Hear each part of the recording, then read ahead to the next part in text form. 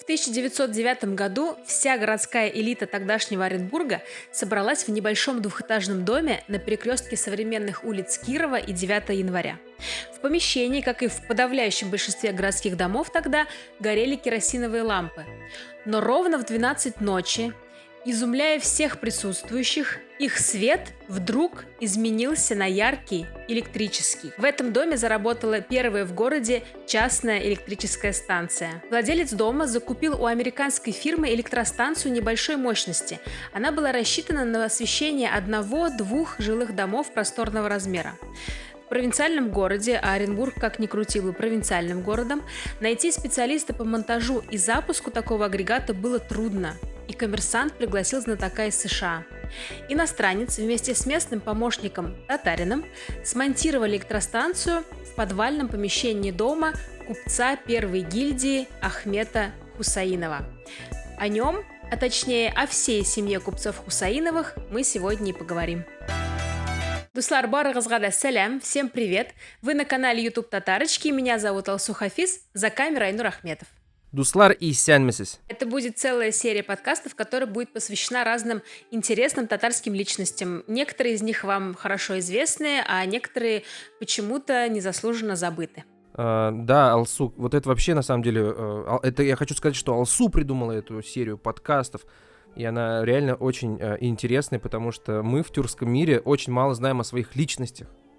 Да, грубо говоря, мы даже нашу историю, ты знаешь, что история тюрков, она очень свежая, вот ее недавно прям раскопали, все эти архитектурные памятники, все вот это вот про тюркский каганат, про гунов мы узнали совершенно недавно, и поэтому вот пантеон героев тюркских и татарских, их вообще мало. У татар спроси, кто, вот каких татар знаешь знаменитых, тебе скажут либо современных, там Алсу, сейчас Рузиль Миникиев и слово пацана, а из старых скажут там Сюембике, Тукай Хамжалиль. Тукай Жалиль, да. Тукай Жалиль я еще к свежим причисляю. Мне очень интересно, что ты нарыла вообще, что ты узнала про эту семью, и очень интересно послушать, как и, наверное, всем нашим слушателям. А ты вообще что-нибудь знаешь про купцов Хусаиновых? Известная медресе Хусания, это, наверное, они открыли. Да, про это медресе мы сегодня тоже поговорим. Давай начнем. Если у тебя будут возникать какие-то вопросы, или ты захочешь что-то сказать, прокомментировать, ты обязательно говори, не стесняйся. Хорошо, я буду сегодня в роли зрителей, у которых, если вот вдруг возникнет вопрос или что-то будет недосказано, я попытаюсь Алсу задать вопрос. Хорошо. И она ответит. В семье Хусаиновых родоначальником династии считался некто Иманкул, выходец из Мамадышского уезда Казанской губернии. Он был в числе первых поселенцев сиитового посада Оренбургской губернии. Ныне это деревня татарская Каргала. Отец наших сегодняшних героев Ахмета, Габдельгани и Махмута Мохаммед Гали. Он родился в самом начале 19 века и прожил 54 года. Несколько поколений этой семьи достаточно успешно занимались коммерцией, но, к сожалению, не Мохаммед Гали. Разорившись, он умер в крайней нищете и оставил свою многодетную семью практически без средств к существованию. И уже в 12-летнем возрасте старший Ахмед стал кормильцем в семье. Он брался за любую работу, трудился не покладая рук и в конце концов сумел скопить 5 рублей, на которые основал собственное предприятие по торговле мелочным товаром и сырьем в Оренбурге. Он продавал саманный кирпич, шкуры сусликов, и, кстати, вот суслик или юмран и стало его прозвищем. Позднее к делу он привлек своих братьев Махмута и Гани. Так было положено начало фирме, которая стала известна под именем Ахмет Хусаинов и братья. Сам Ахмет говорил так: «Сәудә мирасымны 5 сумнан башлап 4 миллионга җиткерә алганмын икән, димәк, барып чыккан бер ахмак түгелмен». Звучит как прогрев, знаешь, будто он дальше будет курсы продавать. Свою деятельность братья Хусаиновы начинали как раз в тот период, когда царское правительство интересовалось развитием торговых отношений с территориями казахских степей, Азии и мусульманского Востока. И для этого очень активно стремилось использовать татаро-мусульман из Оренбургской губернии. И поэтому у местных татарских купцов, которые именно специализировались на мелких торговых операциях, была возможность прибыли за счет разницы в ценах на разных территориях России, в степях и в городах Центральной Азии. Офигеть, это же реально то же самое, как сейчас люди зарабатывают на крипте, на разнице там цен всяких монет. Мне кажется, любой бизнес зарабатывает на разнице цен. Ну, как бы такой торговый, который с товаром связан, всегда Ну, по зарабатывает сути, на да, разнице цен. купил подешевле, продал подороже. А тут именно вот имело место вот эта вот мусульманская составляющая, тюркская составляющая. Поэтому было удобнее торговать. Это супер. Хусаиновы всегда особое внимание уделяли торговле с Туркестаном и казахскими степями. Главным источником прибыли была оптово-розничная торговля крупным рогатым скотом, сельскохозяйственным и животноводческим сырьем и промтоварами. Хусаиновы максимально дешево скупали у производителей и перепродавали по двойной или даже тройной цене там, где их товар пользовался спросом. Например, у Ахмед-бая было кишечно-моечное производство и кишечный завод.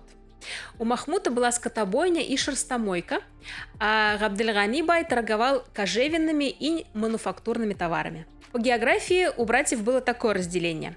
Габдельгани почти 30 лет с 1869 по 1892 год жил в Туркестане. Он закупал там животноводческое сырье, отправлял его Махмуту в Оренбург, где тот контролировал доставку товара на Нижегородскую ярмарку, в Казань и в Москву. А дальнейшей уже продажей руководил старший брат Ахмед-бай. Отделения фирмы находились в различных городах.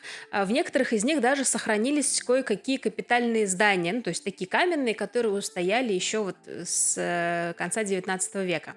Итак, в каких городах находилась фирма? Перовск, Сырдарья, Семипалатинск, Маргилан, Ташкент, Самарканд, Джамбул, Алматы, Шымкент, Токмак, Иргиз. И у Хусаиновых практически не было конкурентов ни в этом регионе, ни в Оренбуржье. На Нижегородской ярмарке с 1873 года им тоже не было равных. Здесь Хусаиновское подворье представляло собой целый трехэтажный комплекс на Мещерском переулке Нижнего Новгорода. Комплекс состоял из гостиничных номеров, из квартир, складов, каменных лавок, окрестных построек, столовых, трактиров, харчевин и чайных. Современники также писали, что в 1893 году Ахмед-бай открыл в Берлине свой торговый дом, который занимался продажей кишок, привезенных из России. Но незнание языка и особенности ведения бизнеса и курса валют не дали, к сожалению, братьям задержаться на европейском рынке. Блин, Алсу, вот в этом месте, если бы мы были популярным блогом, у нас должна была бы быть интеграция каких-то курсов по программированию и типа и то, что или курсов языка, типа, и вот с этим вот вы бы в Берлине точно бы закрепились. Вот я знала какую-то общую информацию, да, про Хусаиновых, но когда начала готовиться вот к этому выпуску, узнала, что они даже на европейский рынок пытались выбраться, и вот эта сама идея продавать кишки в Европе, это, по-моему, что-то очень смелое. Вообще, это кишечный бизнес, реально, ну, мы сейчас, видимо, недооцениваем, вообще не понимаем, потому что я вот последний раз взаимодействовал с кишками в деревне, когда, ну, одну зиму, когда еще был мол, мы вот ходили на лед чистить кишки. Ну, я знаю, не знаю, знаешь, ты не знаешь такую процедуру? Вот. Да, конечно, я участвовала в такой процедуре не раз. А потом олда мол бетты, и все, как бы вот, мне кажется, на этом Да. кишечная история моя закончилась. Ну, возможно, и сейчас кишечный бизнес — это не то же самое, что в конце 19 века. Ребята, вот вам идея для стартапа от Алсу Хафиз. На исходе почти 40-летней истории фирмы Ахмед Хусаинов и братья Хусаиновы решили разделить прибыль. Ну, это, в принципе, было закономерно, потому что каждый уже мог вполне самостоятельно вести свои дела и получать свою прибыль.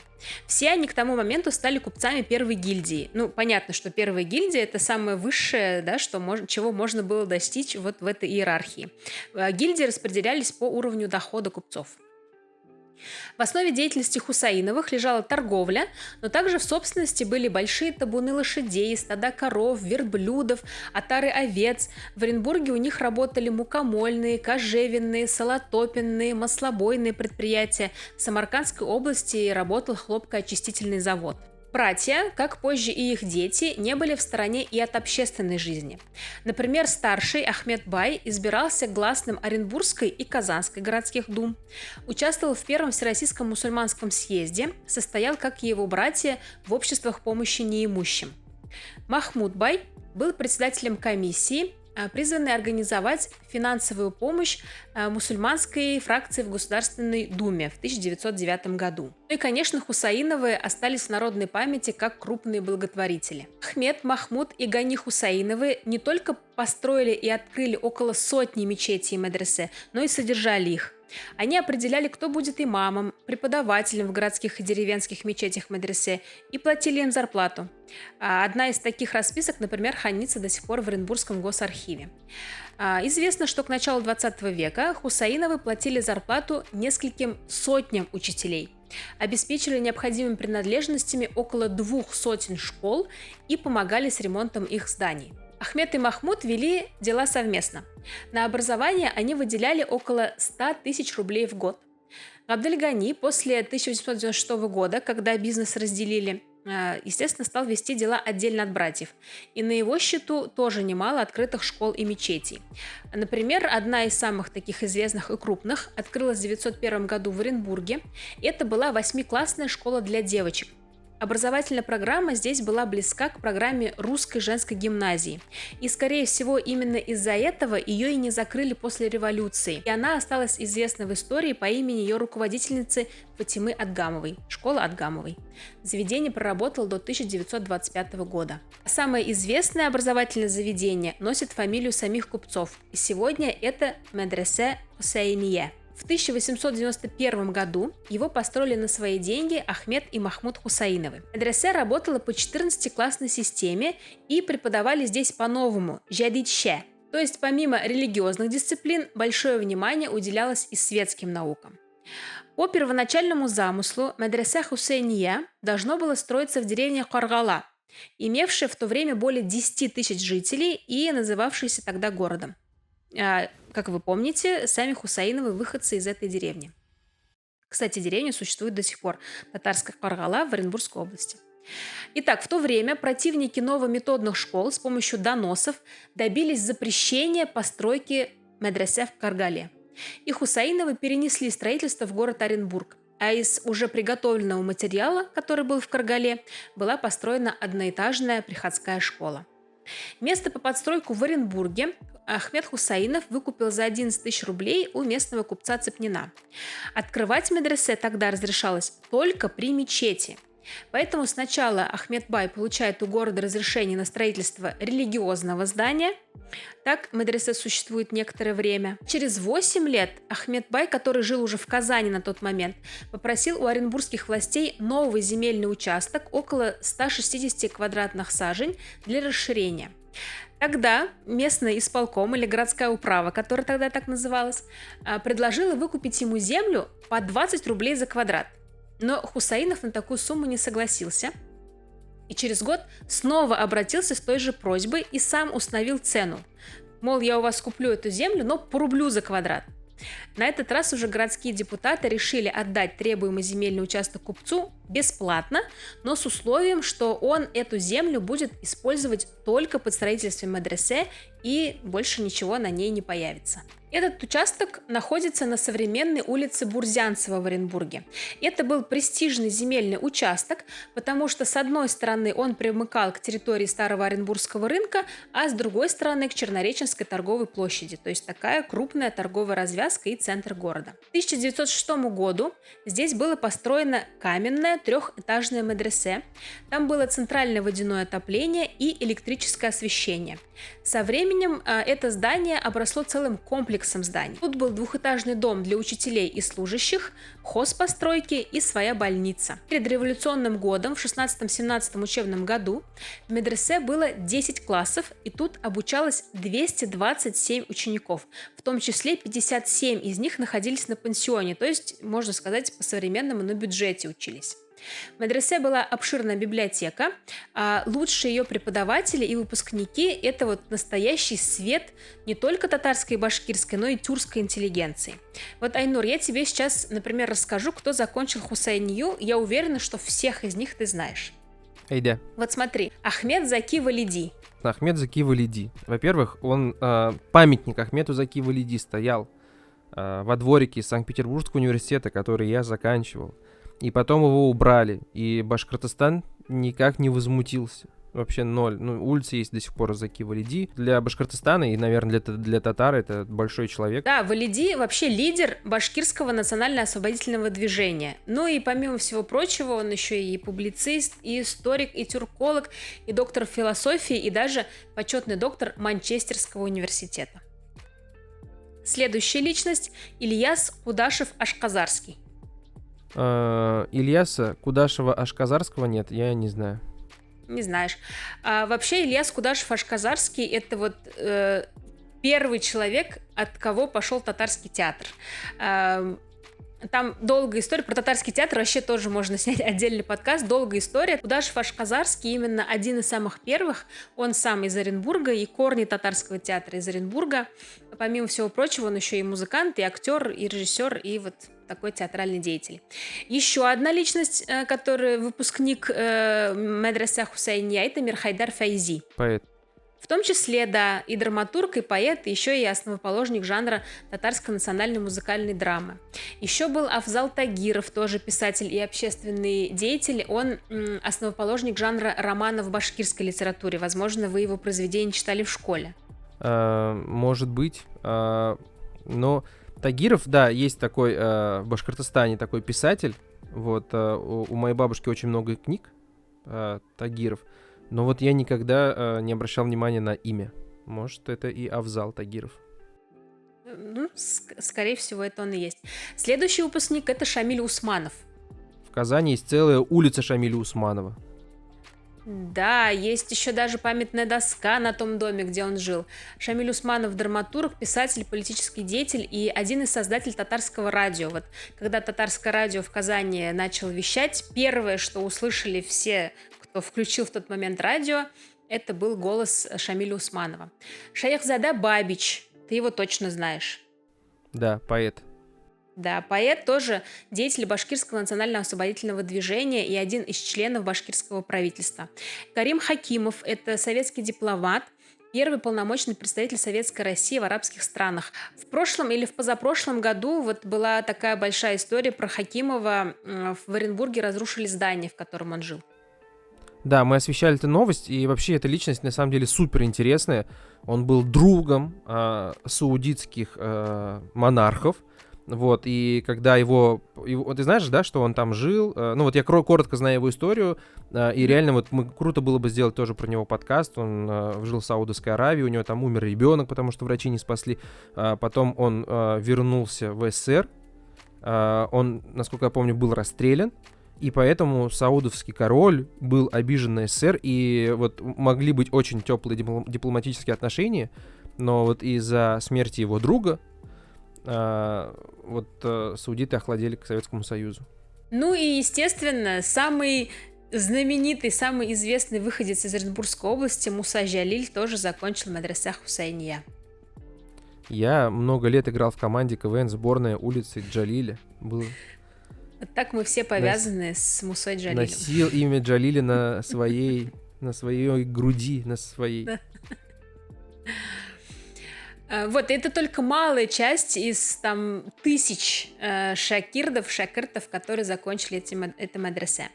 Хусаиновы платили своим студентам, которые продолжали образование дальше в учительских школах, они платили стипендию с условием, что они после окончания образования вернутся в Оренбург и будут уже преподавать в медресе в Хусайния и должны были бы проработать 4 года.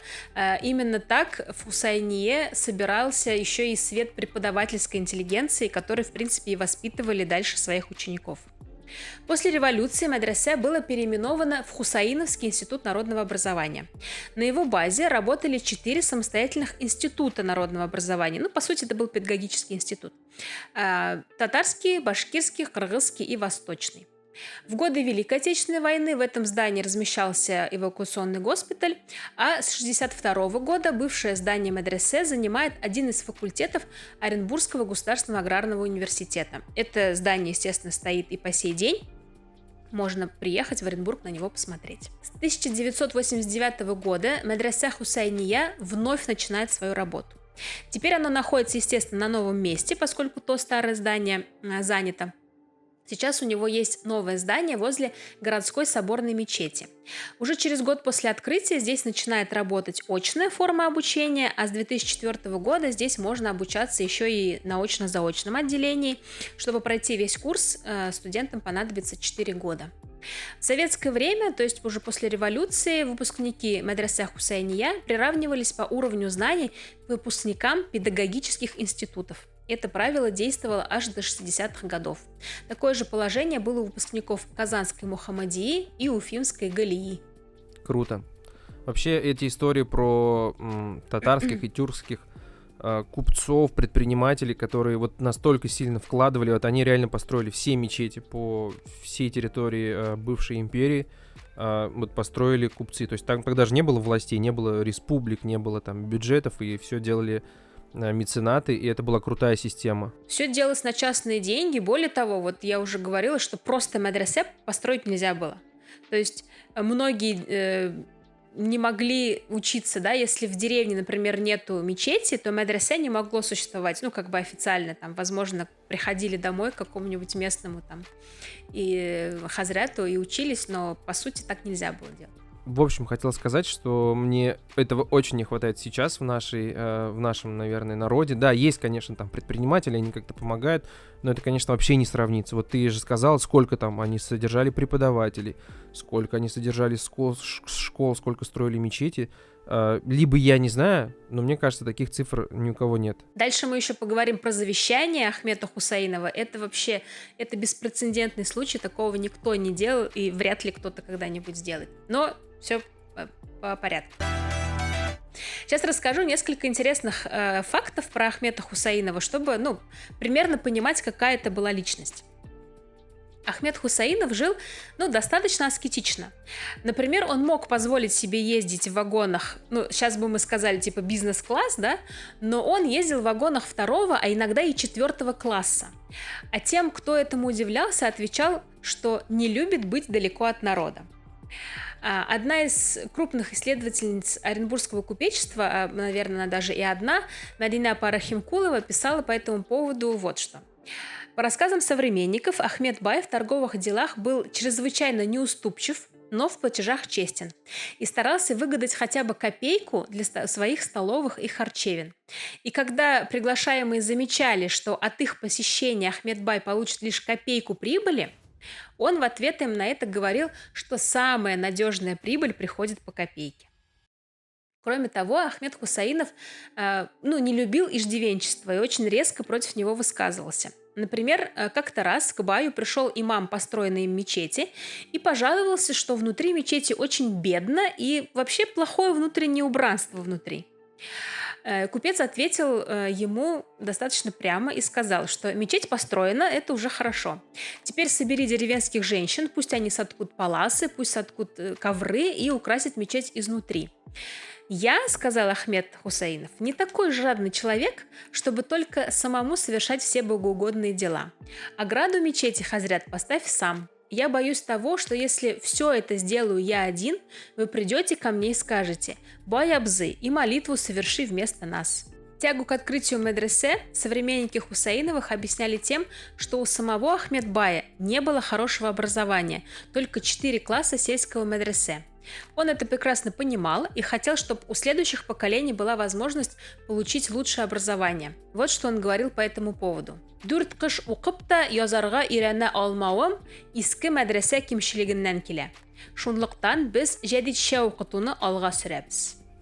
Вообще, еще это время мне очень нравится, что вот были действительно джихадисты, которые, просто вот этот вот консерватизм, вообще в любое время консерватизм так душит. Такой отстой. Фу.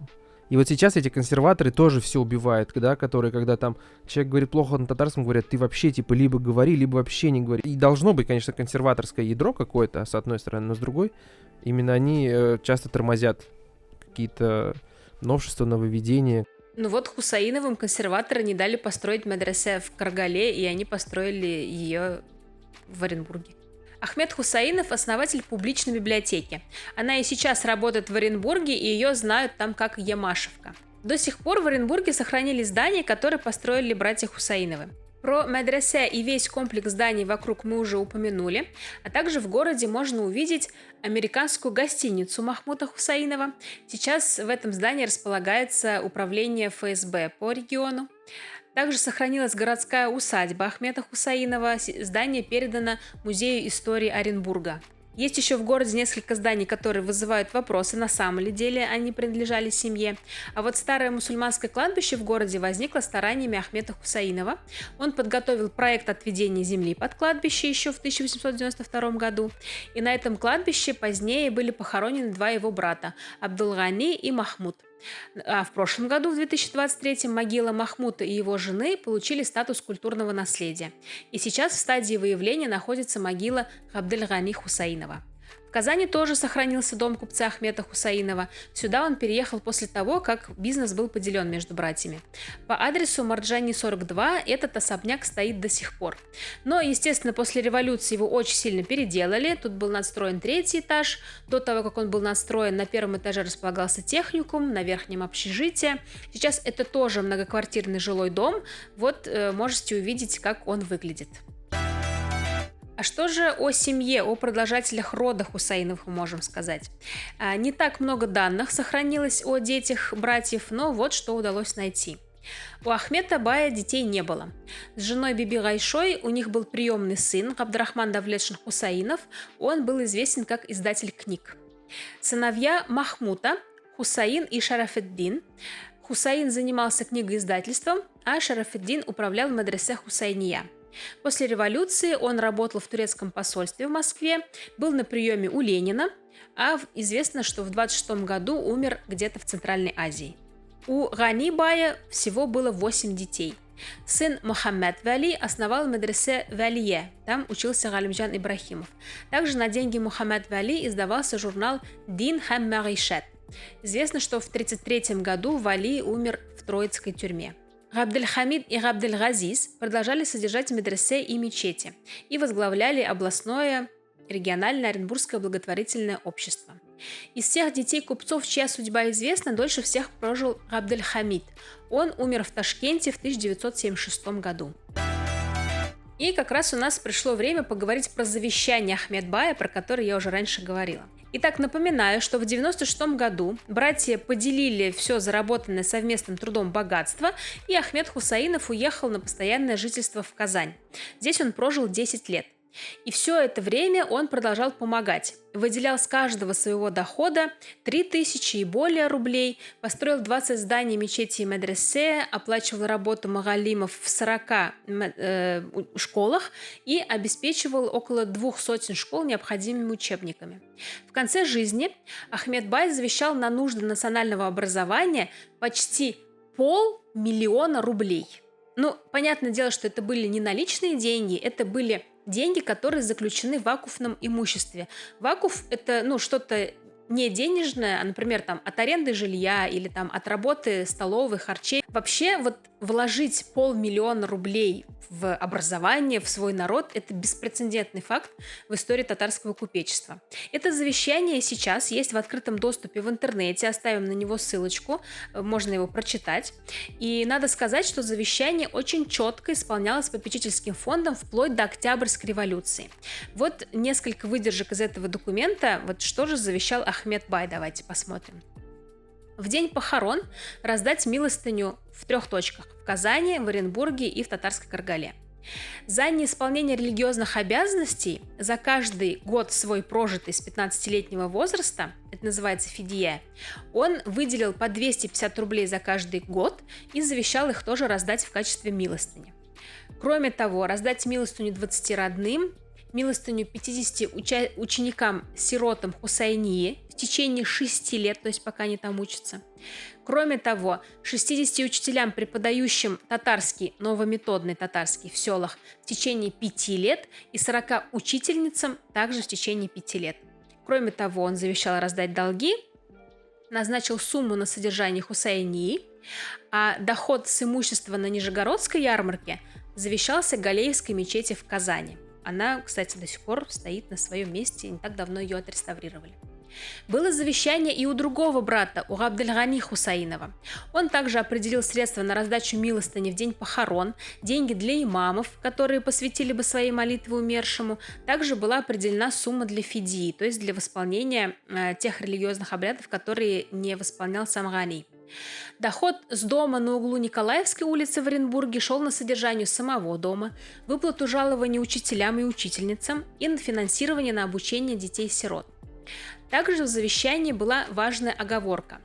Если в живых не останется ни одного наследника Хусаинова, то все полученные прибыли должны быть положены на счет в сберегательной кассе и потрачены на образование детей мусульман России.